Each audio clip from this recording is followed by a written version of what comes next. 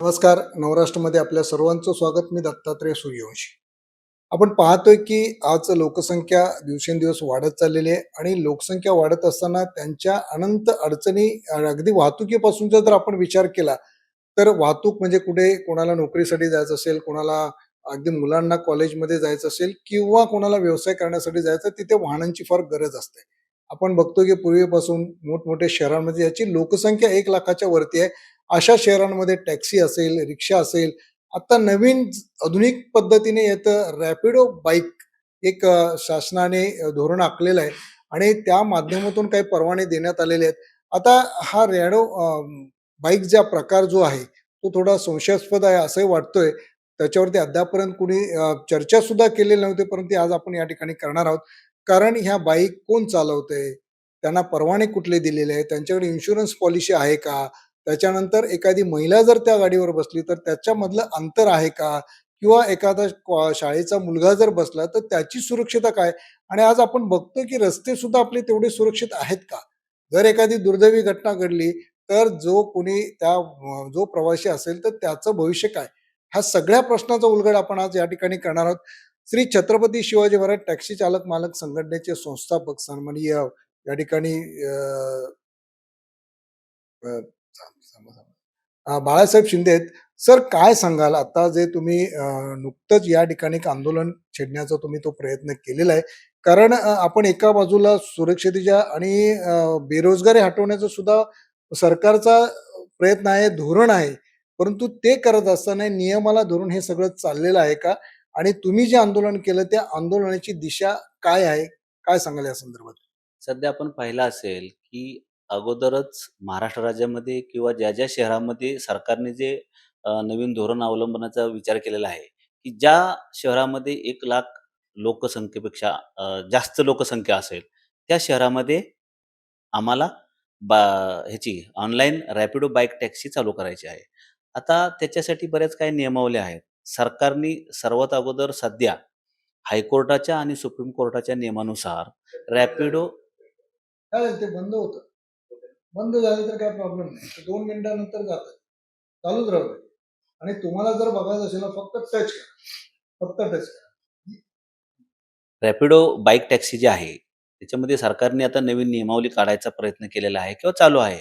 2-3 वर्षापूर्वी आमच्या काही संघटना आहेत, रिक्षा टॅक्सी संघटना ह्या कोर्टामध्ये गेल्या होत्या. त्यावेळेला रॅपिडो टॅक्सीचा जो विषय आला, त्या विषयानुसार जर आपण बघितलं, तर कोर्टानी बरेचसे नियमावली त्याला दिलेल्या आहेत. सर्वात महत्त्वाचं म्हणजे आपल्या ज्या खाजगी बाईक आहेत, त्या बाईकला कुठेही अधिकृत मान्यता नाहीये आणि मला वाटतंय मध्यंतरी परिवहन मंत्री आपले प्रतापजी सरनाईक साहेब आहेत.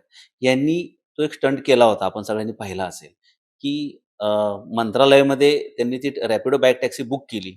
त्या टॅक्सीवाल्याला, त्या बाईकवाल्याला बोलावला गेला आणि नंतर ते चौकशी केली, की बाबा हे सगळं बेकायदेशीर ॲपवरून बेकायदेशीर बाईक टॅक्सी चालवल्या जातात. तर त्यांनी सायबरला वगैरे तसं पत्र दिलं. ते पत्र पण माझ्याकडे आहे, की त्या पत्रामध्ये त्यांनी असं म्हटलं होतं, की याच्यामध्ये जर आपण पाहिलं, तर ओला, उबर, सारख्या ज्या अनधिकृत बाईक टॅक्सी चालू आहेत, त्यांच्यावर तात्काळ कारवाई करावी आणि हे ॲप बंद करावे. मला मंत्री महोदयांना सांगणं आहे, की हायकोर्टानेच जर सांगितलं होतं, की ह्या ज्या बाईक आहेत, या बेकायदेशीर चालू आहेत, यांना कुठलीही मान्यता नाहीये आणि आपली कुठलीही नियमावली नाहीये, तर मग आपण सायबरला पत्र का देता? आपण पोलिसांना वेठीस का धरता? आपण डायरेक्ट हायकोर्टामध्ये सरकारनी त्याच्या विरोधात, त्या रॅपिडो कंपनीच्या विरोधात गेलं पाहिजे आणि आपल्या दिलेल्या आदेशाचा नियमभंग झाल्यामुळं कंटेम्प्ट ऑफ कोर्ट आपण का नाही करू शकत? तुम्ही इकडे स्टंट करता आणि 4 दिवसांनी परत तुम्ही सभेमध्ये, विधान भवनामध्ये तुम्ही अ, जाहीर करता, की 2 ऑक्टोबरपासून आम्ही रॅपिडो बाईक टॅक्सीला अधिकृत करतोय. कुठल्या नियमावलीनुसार करणार आहात? आपल्याकडे अशी कुठली नियमावली नाहीये. हा झाला कायद्याचा प्रश्न. आज आपण स्वतः एक रिक्षा चालक होतात. सन्माननीय ठाणेकर आत्ताचे उपमुख्यमंत्री तेही रिक्षा चालक होते. थोडीशी जर कळकळ असेल, तर तुम्ही हे असे नियम आणणार नाहीये. आज शहरामध्ये वाढती लोकसंख्या जरी बघितली, तरी त्यासाठी तुम्ही मेट्रो आणलेली आहे, रेल्वेच्या फेऱ्या वाढवलेल्या आहेत, टॅक्सी आहे, तुम्ही ओला, उबरला प्राधान्य दिलेलं आहे. अजून तुम्ही रॅपिडोसारख्या परदेशी कंपन्या आपल्या मांडीवर का घेऊन बसता? ह्या सगळ्या चुकीच्या घटना आहेत आणि ह्या कुठेतरी थांबाव्या. म्हणून आम्ही काल कायदेशीर मार्गाने रॅपिडो ऑनलाईन बाईक टॅक्सीच्या विरोधात, सरकारच्या विरोधात, राज्य सरकारच्या विरोधात आणि परिवहन मंत्र्यांच्या विरोधात चलो मंत्रालय आंदोलन केलं. तिथेही तुम्ही पोलिसांना पुढे करून आमचं आंदोलन काल दडपण्याचा प्रयत्न केला.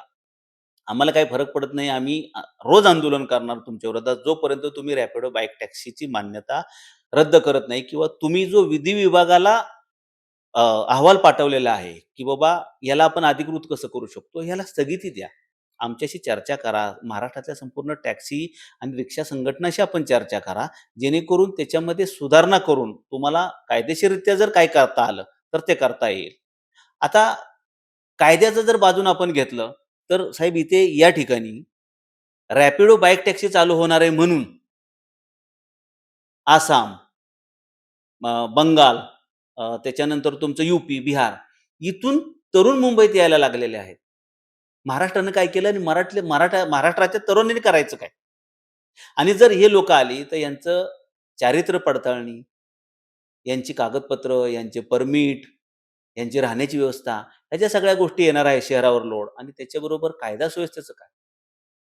यांनी जर समजा उद्या ट्रॅप लावून रॅपिडो बाईक टॅक्सीच्या माध्यमातून एखाद्या महिलेवर अत्याचार केला, कुणाचा खून केला, कुठे अपघात झाला, कुठे दुर्घटना घडली, तर याला सरकार किंवा ती रॅपिडो कंपनी जबाबदार आहे का? किंवा बाबा एखाद दुसरी घटना घडली, तर तुम्ही रॅपिडोची मान्यता रद्द करणार का? नाही, ओला नाही. पण उबेरची आता तुम्ही म्हणताय बरोबर आहे. जसं तर रॅपिडो बाईक टॅक्सी हा टॅक्सीचा जो तिकडे उल्लेख केलेला आहे. टॅक्सीला पिवळा काळा पट्टा असतो. म्हणजे ही टॅक्सी आहे. जसं आता रिक्षा आले, जे रिक्षा पूर्वी पुरुषच म्हणजे पुरुषच चालवायचे, चालक असायचे. परंतु महिलांना सक्षमी करण्यासाठी सुद्धा सरकारने धोरण आणलं, की महिलांनी सुद्धा रिक्षा चालवली तरी चालेल. म्हणजे तिची सुरक्षितता, महिलांची सुरक्षितता, तिथे सुद्धा गाडीचा कलर टॅक्सीचा म्हणजे रिक्षाचा कलर सुद्धा चेंज केला. कारण जर पिवळी गाडी असेल, तर तिथे महिलाच वाहन चालक आहे, हे गृहीत धरलं जातं. मग मग इथे रॅपिडो बाईक टॅक्सी ज्याला आपण म्हणतो, त्याचा उल्लेख तसा कुठे दिसतच नाही ना. आणि हा जो ॲप आहे, आता मोबाईलमध्ये बघतो ॲप वेगळे आहेत.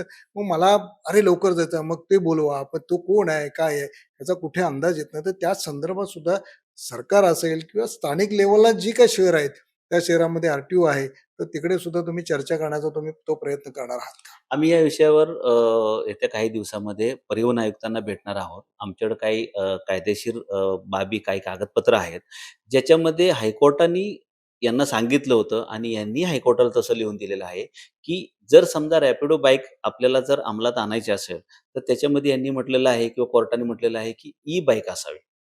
दुसरा विषय आहे, की जर समजा महिला सुरक्षा आले, तर त्या चालकाच्या आणि प्रवाशाच्या मध्ये बॅरिकेड असणं गरजेचं आहे. डबल हेल्मेट असणं गरजेचं आहे. त्यांना परमिट असणं गरजेचं आहे आणि जो चालवतो तो इथला महाराष्ट्रातला आणि त्याचं पोलीस व्हेरिफिकेशन जे आहे, ह्या सगळ्या गोष्टी असणं अत्यंत गरजेचं आहे. मी मगाशी तोच विषय घेतला, की कायदा सुव्यवस्थेचं काय? तेवढी यंत्रणा आपल्याकडे आहे का? तेवढा ताण आपण सहन करू शकतो का? आणि जर समजा आमच्या माता-भगिनींना जर कुठं घातपात झाला, तर याला सरकार जबाबदार आहे का? हे मला सरकारला सांगायचं आहे. मग या संदर्भात तुमची परिवहन जे मंत्री आहेत किंवा त्यांचे सचिव असतील, यांच्यावर काही चर्चा वगैरे यापूर्वी झालेत का? कारण ही घटना आता हे किती जवळ-जवळ मला वाटतं 2 वर्ष झालं हे रॅपिडो बाईक टॅक्सी चालू आहे. आज एवढ्या वर्षावर लोकांपर्यंत ते पोहोचलं गेलेलं आहे. लोकांना वाटतं की मला कमी दरात तो पोहोचवतोय.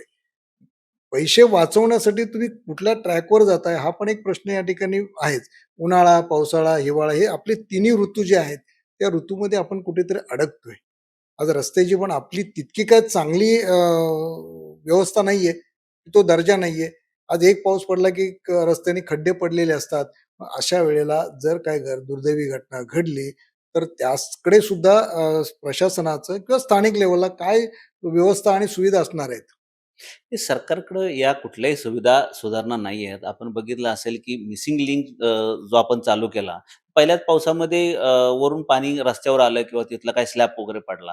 हे तर मोठा विषय आहे. परंतु आपण जर बघितलं ना, तर शहरामध्ये सुद्धा एखाद्या ठिकाणी खोदकाम चालू असेल, महानगरपालिकेचं काम चालू असेल किंवा दुसऱ्या कुठल्या सिमेंटच्या रस्त्याचं काम चालू असेल, जिथे अपघाताची शक्यता आहे, तिथे वाहतूक नियंत्रण आणि तिथे ब्लॅक स्पॉट जाहीर करणं, तिथं त्या लाल कलरच्या पट्ट्या रेडियम लावणं, तिथं फलक लावणं, असल्या कुठल्या गोष्टी होत नाहीत. अशा याच्यामध्ये जर ही मुलं स्पीडने त्या बाईक चालवत असतील आणि एखाद्या प्रवाशाचा, एखाद्या महिलेचा, एखाद्या गरोदर स्त्रीचा जर अपघात झाला, तर त्या एका जीवाबरोबर दुसरा जीव तुम्ही घेणार आहात का?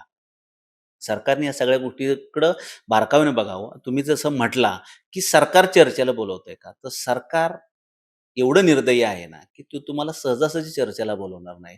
त्याच्यासाठी आम्हाला आता पुढचे अजून 2 महिने, 3 महिने संपूर्ण महाराष्ट्रामध्ये रोज आंदोलनं करावी लागणार आहेत. रोज मंत्रालयावर आम्हाला जावं लागणार आहे आणि गरज पडली तर मी मंत्री महोदयांच्या म्हणजे सरनाईकाच्या कॅबिनमध्ये घुसायलाही कमी करणार नाही. आमच्यावर गुन्हे दाखल झाले तरी चालतील. अहो, ज्या रिक्षा, टॅक्सी वर्षानुवर्ष आपले परमिट घेतायत, टॅक्स भरतायत, इन्शुरन्स भरतायत आणि गोरगरीब लोकं त्याच्यावर ते त्यांचा उदरनिर्वाह चालवतात. तुम्ही त्यांच्या पोटावर पाय का देता? बाईक आली म्हणजे खूप चांगली सुविधा होईल असं काही नाहीये. आपल्याकडे ऑलरेडी सगळ्या यंत्रणा आहेत. सक्षम महाराष्ट्र आहे आणि मी म्हणतो सरकार पण सक्षम आहे. परंतु तुम्ही हे जे निर्णय आणताय किंवा हे रॅपिडो बाईकचं जे फॅड आणलेलं हे कशासाठी? आज जर समजा इथं रॅपिडो बाईक चालली, तर हा सगळा पैसा परदेशात जाणार आहे. तुम्ही परदेशी कंपन्यांना आपल्या मांडीवर का बसवता? काय काय गरज आहे त्याची? काही गरज नाहीये.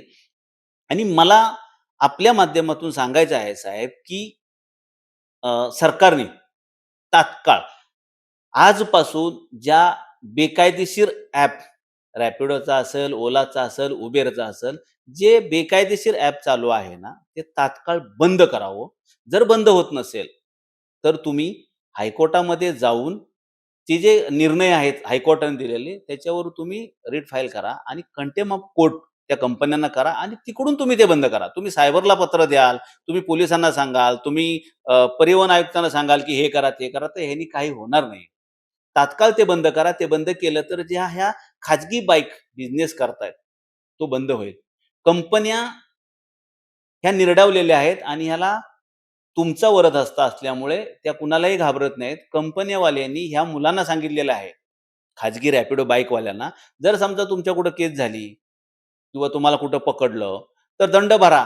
तो दंडाची रक्कम आम्ही तुम्हाला आमच्या पैशातून देऊ. तर याच्यामुळे पुढे भविष्यात काय होणार आहे? संपूर्ण टॅक्सी, रिक्षा हे उपासमारीची वेळ येणार आहे. आज ॲक्चुअली आपण खरंच बघितलं ना, तर तुम्ही बघा रिक्षावाला असेल, टॅक्सीवाला असेल, त्याच्या अंगावर कपडे नाहीत. त्याला 2 ड्रेस तुम्ही सांगितलेले, की बाबा तो खाकी असेल किंवा तो सफेद असेल. तो घ्यायला त्याच्याकडे पैसे नाहीत. तो एकच ड्रेस 2 दिवस घालतो. तिसऱ्या दिवशी सकाळी किंवा त्या दिवशी रात्री धुतो. सकाळी वाळवतो परत तोच घालतो. नाही, पण आता नेमकं जसं तुम्ही आता टॅक्सीच्या ड्रेसच्या संदर्भात बोललात, की टॅक्सी असेल किंवा रिक्षा असेल त्याला बॅच लागतो, त्याचा ड्रेस कोड असतो, की मालक असेल तर सफेद कपडे आणि ड्रायव्हर असेल, चालक असेल त्याला खाकी. हे नियम आहेत. मग आता हे रॅपिडो बाईक टॅक्सीसाठी तर नियम अजूनही मला वाटतं दिसत नाही. खरी भूमिका तुमची इथून पुढे काय असणार, की जेणेकरून एकतर तुम्ही बेकारीच्या बाबतीत म्हणाल, की तरुणांना आम्ही रोजगार देतोय म्हणाल.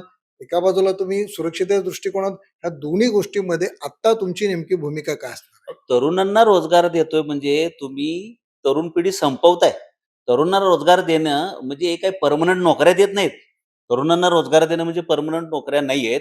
हा तरुण जोपर्यंत त्याच्या अंगामध्ये रक्त सळसळतंय, तोपर्यंत तो बाईक घेईल आणि तोपर्यंत तो पळेल. 5 वर्ष, 6 वर्ष, 10 वर्ष तो धंदा करू शकतो. त्याच्यापेक्षा नाही. त्याच्यानंतर त्याने काय करायचं? त्याचं धोरण आहे का आपल्याकडे? त्याचं जर धोरण नसेल, तर मग सरकार नोकऱ्या कुणाला देतंय?